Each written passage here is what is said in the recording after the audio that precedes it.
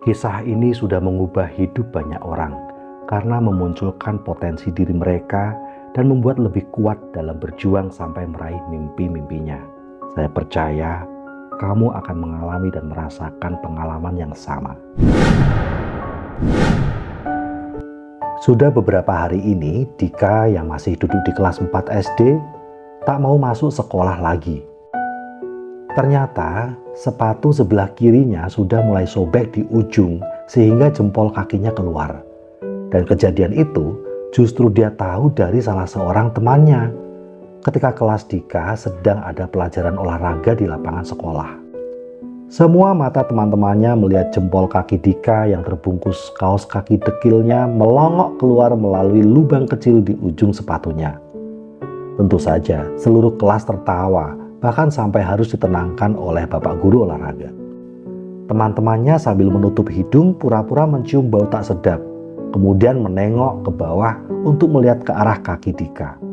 Dan sejak itulah Dika tak lagi mau masuk sekolah. Dika sudah merengek minta sepatu baru pada ibu dan ayahnya. Dia malu harus masuk sekolah dengan sepatu bolong itu lagi. Namun apa boleh buat, kondisi keuangan ayahnya sedang terpuruk.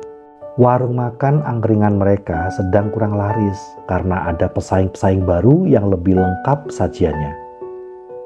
Mereka benar-benar harus berhemat, apalagi untuk menghidupi keluarga dengan 3 anak yang semuanya masih butuh biaya sekolah dan keperluan hidup. Masih bisa makan, bayar listrik, bensin, punya tempat tinggal, dan tak ada yang sakit sehingga tak harus keluar biaya kesehatan saja, sudah bersyukur. Bahkan ibunya sudah menutup bagian bolong itu dengan kain yang mirip stiker kartun yang lucu yang dijahitkan di sana. Namun Dika tetap tidak mau. Dika minta sepatu baru dan mengancam tak mau sekolah sebelum dibelikan. Ayah ibunya sudah berusaha mencari pinjaman sana-sini untuk membelikan sepatu, namun belum berhasil. Tiba-tiba ayahnya menemukan sebuah pemikiran dan segera saja izin ke istrinya untuk tidak jualan hari ini demi melaksanakan idenya itu. Siang ini, ayah mengajak Dika ke sebuah tempat yang selama ini belum pernah Dika ketahui. Sebuah panti asuhan. Ayahnya menjelaskan dengan sabar pada Dika kenapa tempat ini disebut panti asuhan. Siapa saja penghuni-penghuninya. Kenapa mereka bisa berada di tempat ini dan sebagainya. Mereka berdua disambut ramah oleh ibu pengasuh panti asuhan yang sudah ditelepon ayah sebelumnya untuk menceritakan maksud kedatangan mereka. Si ibu pengasuh panti asuhan ini mengajak mereka ke aula tempat seluruh penghuni panti asuhan yang sebagian besar adalah anak-anak sedang melakukan kegiatan bebas seusai sekolah sambil menunggu makan siang. Kemudian ibu pengasuh minta izin untuk meninggalkan mereka sebentar sambil mempersilahkan Dika dan ayahnya melihat-lihat suasana di situ. Ayah Dika mengucapkan terima kasih lalu mengajak Dika duduk di kursi-kursi yang ada di pinggir aula sehingga mereka bisa melihat semua anak di sana dan kegiatannya masing-masing. Ayah memegang pelan pundak Dika sambil menunjuk sebentar pada salah satu meja. Di sana ada 4 anak yang duduk sambil bermain dengan asik. Lihat anak yang pakai baju merah itu, Dika. Perhatikan deh, bisik ayahnya. Pandangan Dika menuju ke anak yang ditunjuk ayahnya. Seorang anak perempuan seusianya yang sangat ceria dan entah apa yang dikatakannya namun membuat ketiga teman lainnya selalu tertawa. Sambil mereka menyusun kotak-kotak mainan berwarna-warni. Iya, aku lihat. Emang kenapa ya? Tanya Dika. Ayahnya berbisik. Coba lihat kakinya, nak. Pandangan mata Dika perlahan turun ke bawah, ke kaki anak perempuan itu. Dan kemudian kaget. Kedua kakinya tak ada. Hanya sepasang lutut. Dan tak ada lagi yang menempel di bawahnya. Bisa kau lihat anak perempuan itu sangat bahagia meski tak punya kaki. Bahkan dia juga tak punya ayah dan ibu yang merawatnya lagi. Itulah kenapa dia sekarang ada di panti asuhan ini, ucap ayahnya pelan. Penjelasan ayahnya makin membuat Dika terguncang sehingga tak bisa berkata apa-apa.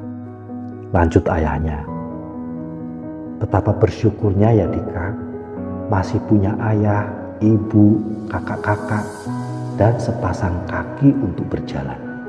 Sambil mulai merangkul Dika, ayah ibu pun bersyukur masih diberi kesehatan dan rezeki sehingga bisa merawat kalian dan kita selalu bersama, ucap ayahnya lagi.